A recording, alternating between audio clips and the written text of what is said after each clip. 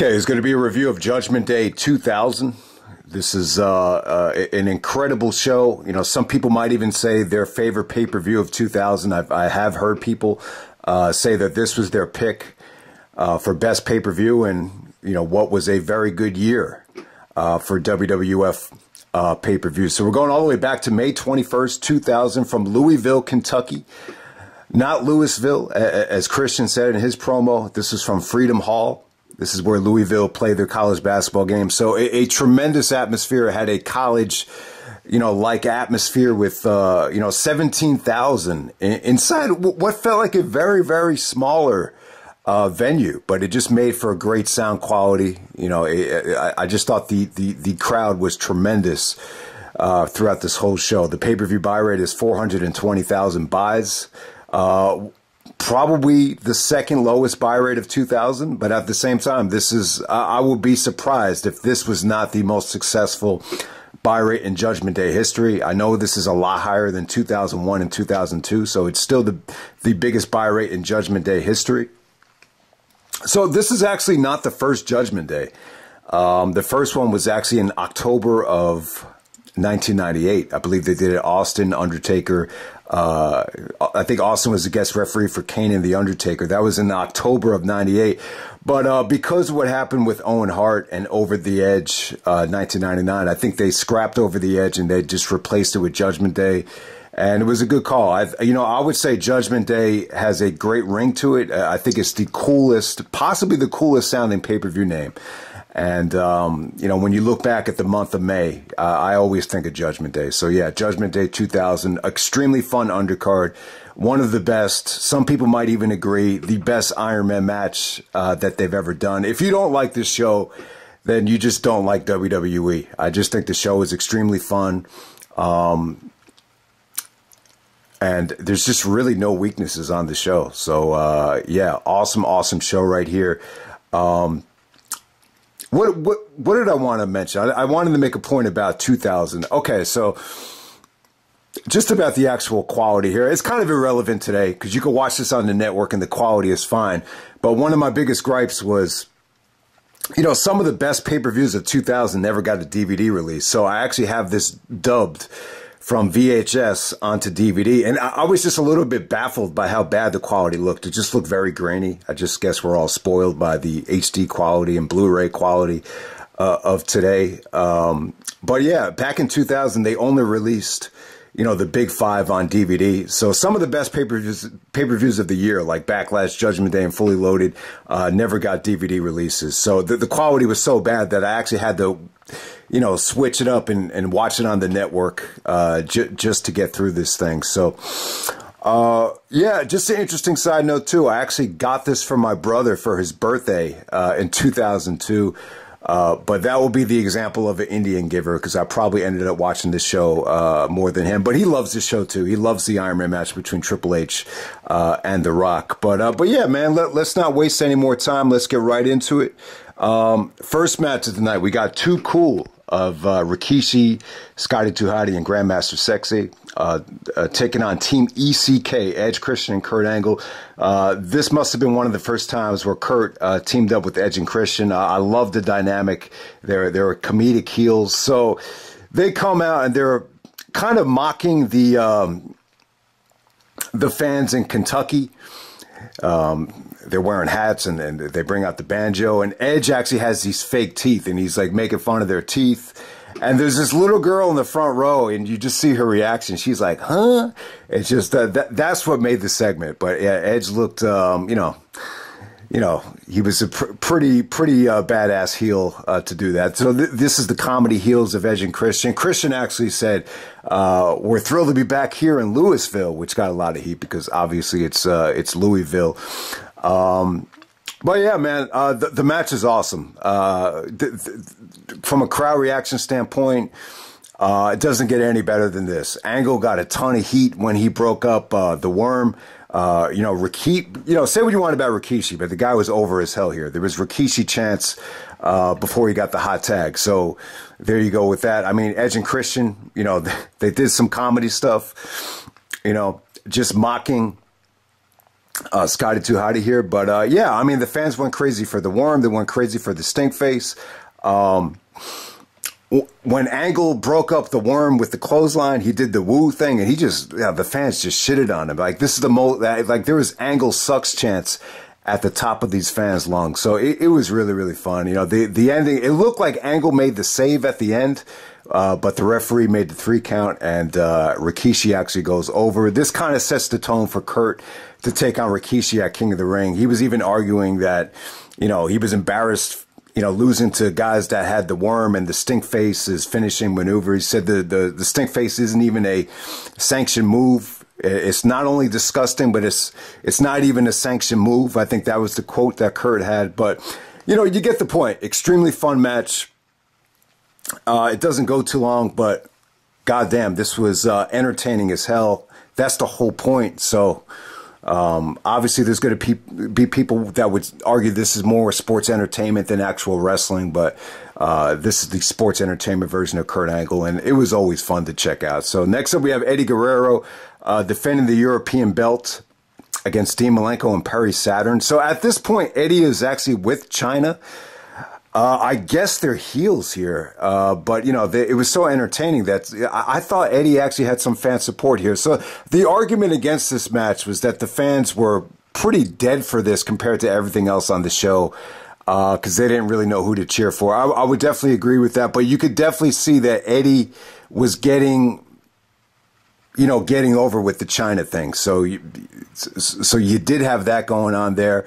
All right, so a little bit of a frustrating match because I never really thought about it, but you got Eddie and Dean Malenko on a WWE pay-per-view in the same match. And, you know, this show, you know, you have an Iron Man match in the main event, so not everything could get that much time. So it's a little bit deflating when you think of, oh, what could have been Eddie Guerrero and Dean Malenko, but they had to keep this short and sweet.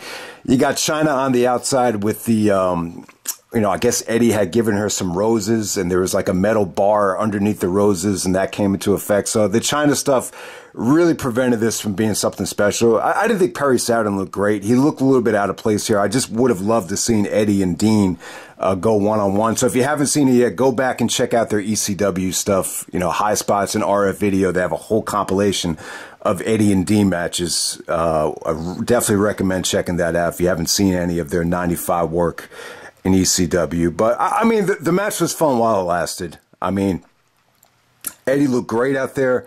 There was actually a double backdrop driver, which was really, really cool.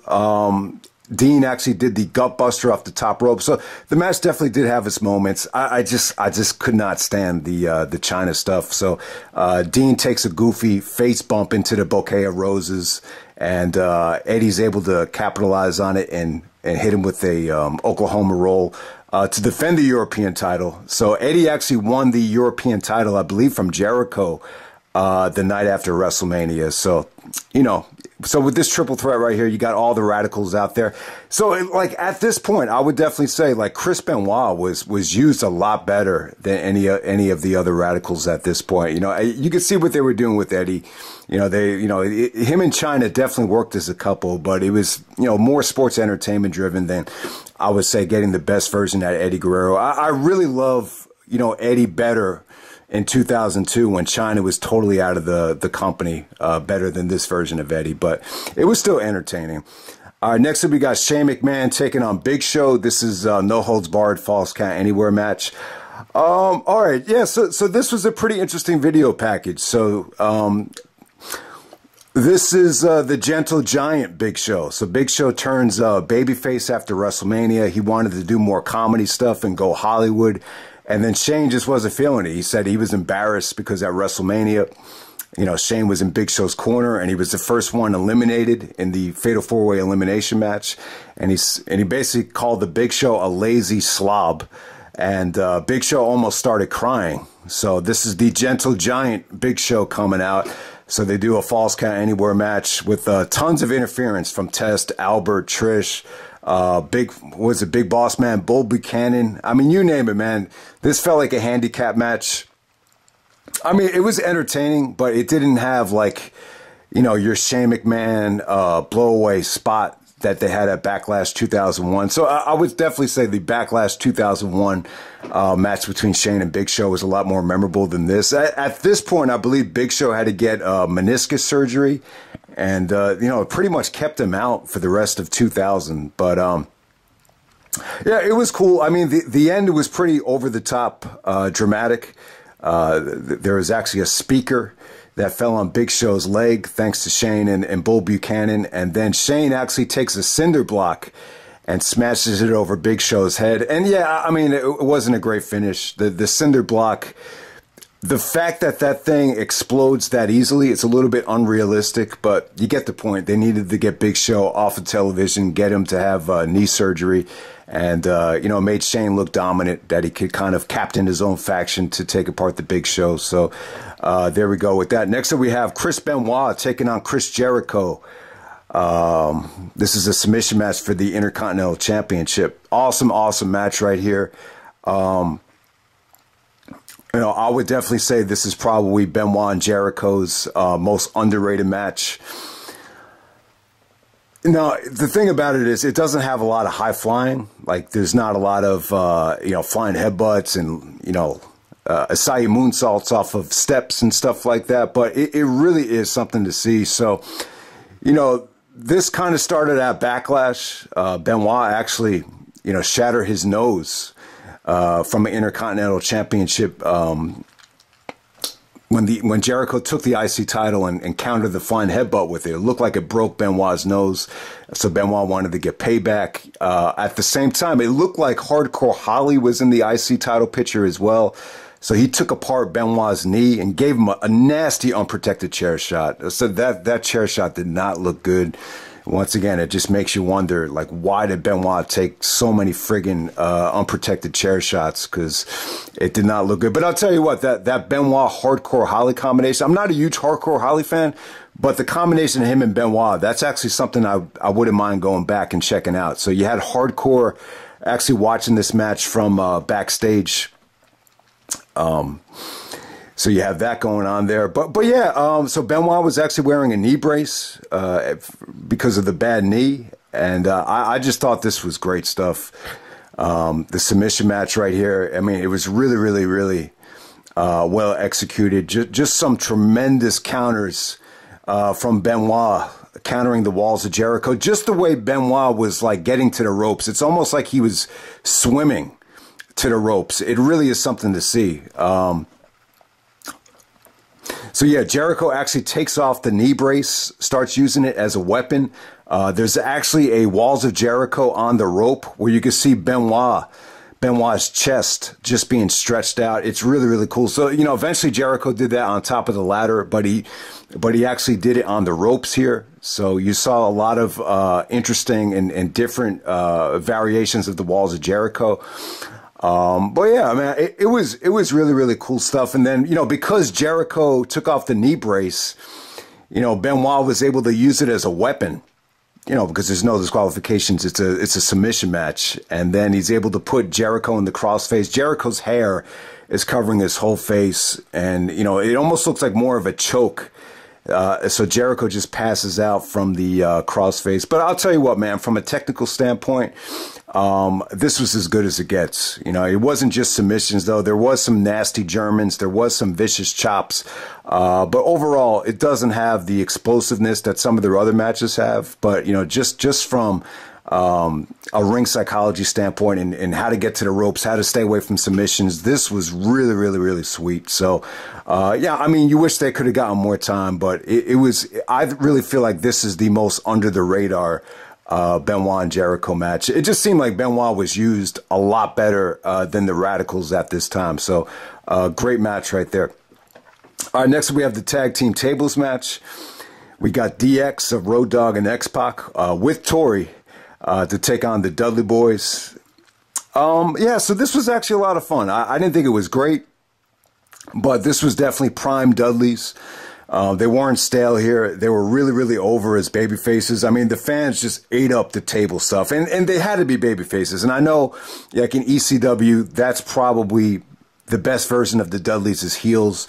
But because of, you know, the way Bubba could get the fans so into the table stuff with Devon get the tables. I mean, they just had to be baby faces. And then at this time too, he's coming off the whole, you know, all those vignettes with Trish and the Wood. And it was really interesting how they, you know, took Bubba Ray, and he would just get, you know, he would get turned on by the women, but instead of getting an erection, he would pop wood, which meant, you know, he didn't want to have sex with them, but he wanted to put them through a table. So that was really interesting. I don't know if it really ever hit me like it did with this match right here. You know, you could see Bubba actually getting turned on by Tori, but it wasn't to have sex with her. It was to put her through a table. So, you know, the way they booked the Dudleys at this time was very, very creative. But yeah, this is a little bit overbooked. You know, the thing is Bubba and Road Dogg, like when they punch each other, they're very similar to how they, you know, go back and forth with each other. So the referee was trying to, you know, break it up, and then they got pissed off and they just did a double hip toss to the referee through the table. So the ref actually didn't see, you know, the 3D to end this match. So he actually had, what's his name? Gerald Briscoe. So Gerald Briscoe comes out with the Hardcore Championship, and he wanted to, you know, his gimmick at the time was to protect women. He was all for women's rights.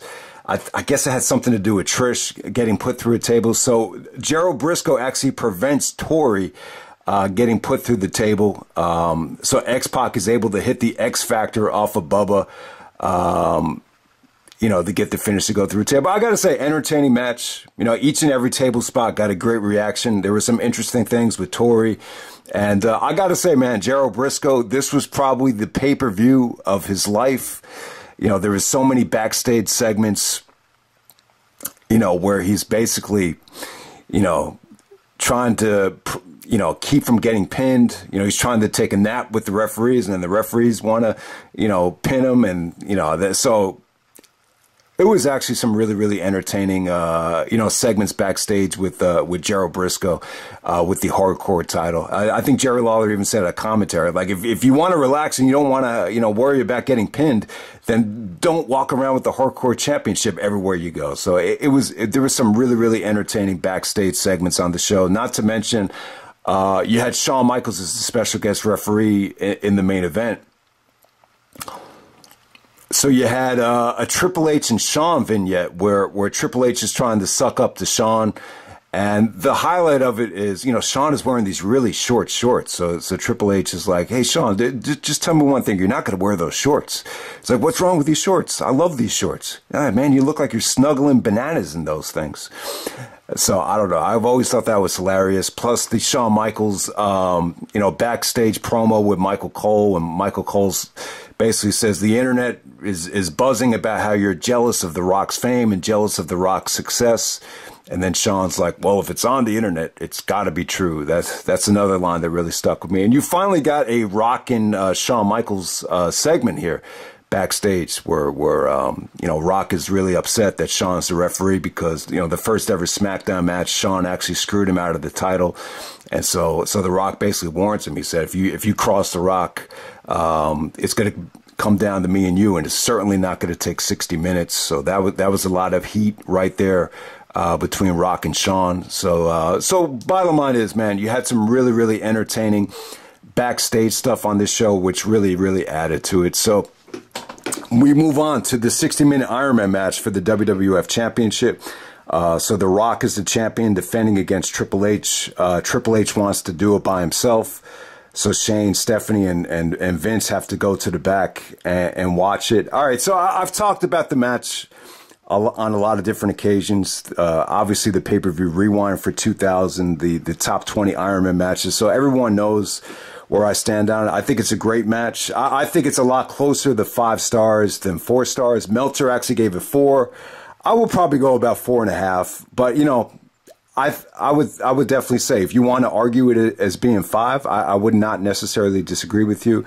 So some of the things that it has on the Bret Hart and Shawn Michaels Iron Man match, I would definitely say it has a better crowd.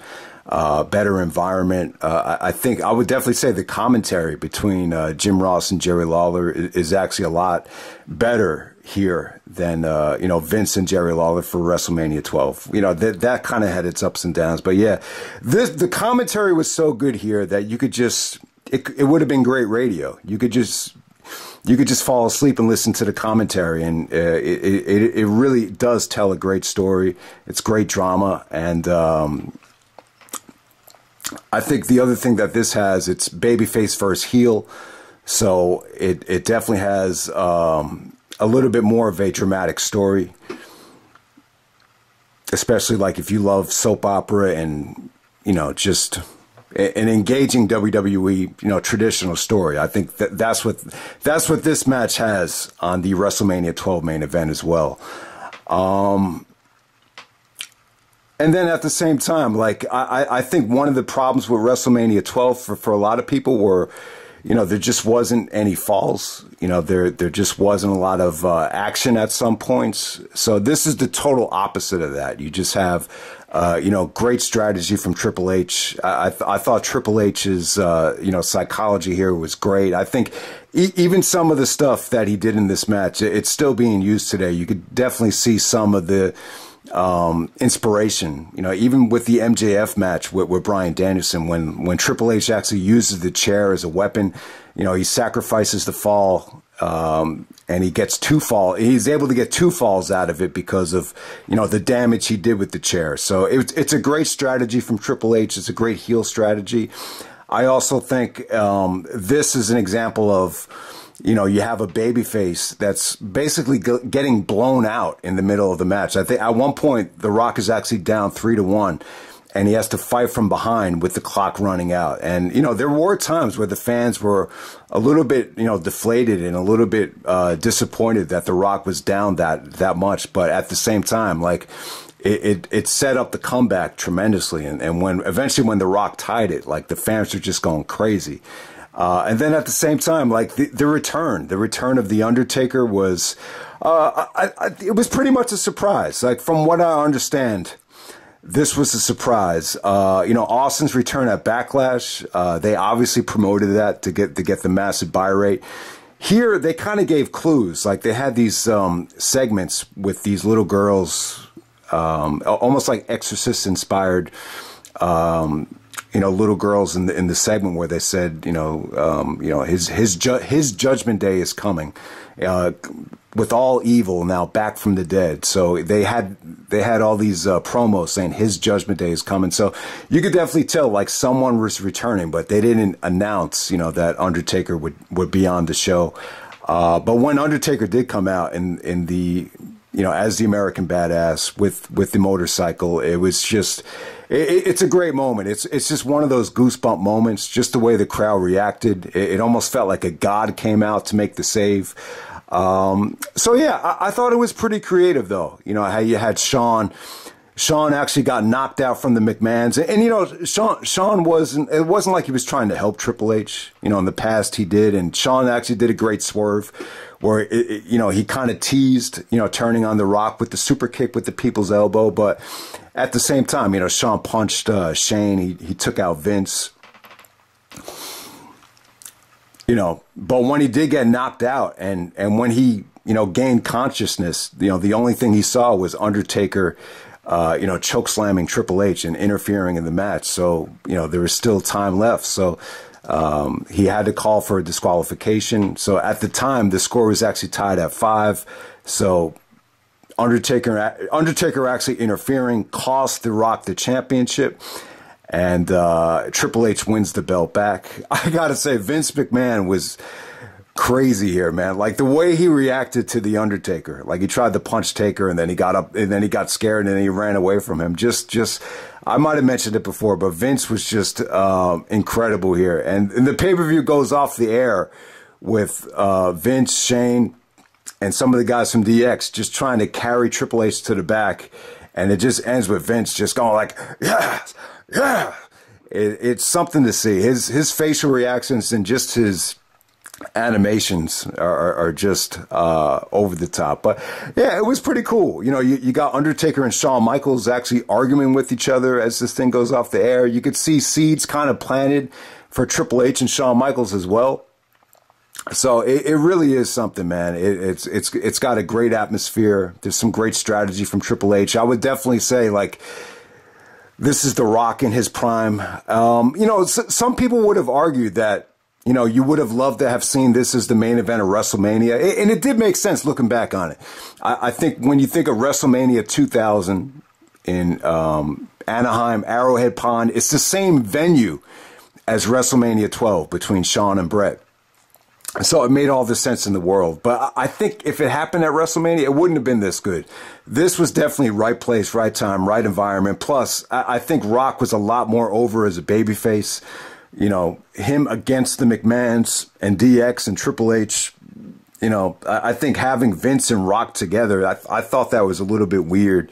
So you definitely were getting Rock more and more popular and over as a babyface at this point. And yeah, I mean, this was an incredibly successful WrestleMania season for the company. I mean, yeah, you didn't have Austin come back at WrestleMania. You didn't have Taker.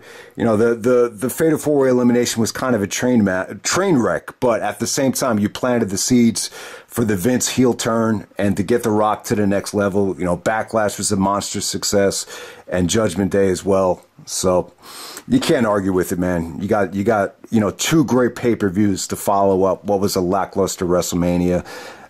So yeah, I think it's a great show. You got a fun undercard. You know, the undercard stuff. Yeah, I mean, you wish, you know, guys like Eddie Guerrero and Benoit had gotten a lot more time on the undercard, but you definitely understand it. You have a whole hour of Triple H and The Rock, so you can't have things go that long. But yeah, incredible pay-per-view. I wouldn't say it's the best pay-per-view of 2000. I know some actually do think it is, but yeah, I would definitely say this is up there as one of the best pay-per-views of 2000. I think the only ones I would put over this is, you know, possibly Fully Loaded, Backlash, Fully Loaded, and SummerSlam. You know, I think I put this above Backlash. I think I really might. It's really a tough call, but yeah, I would say Backlash, Judgment Day, Fully Loaded, SummerSlam. Those would be the best pay-per-views of 2000. And, you know, when we're talking about, you know, top 25, top 30 WWE pay-per-views of all time, I definitely think this would be on that list. You know, I mean, you would think with a Iron Man match like this, you get a very forgettable undercard and watered down undercard. That was not the case. Everything was really, really fun on this show. So, yeah, that's Judgment Day 2000. If you haven't seen it yet, definitely check it out. And I'm out. All right.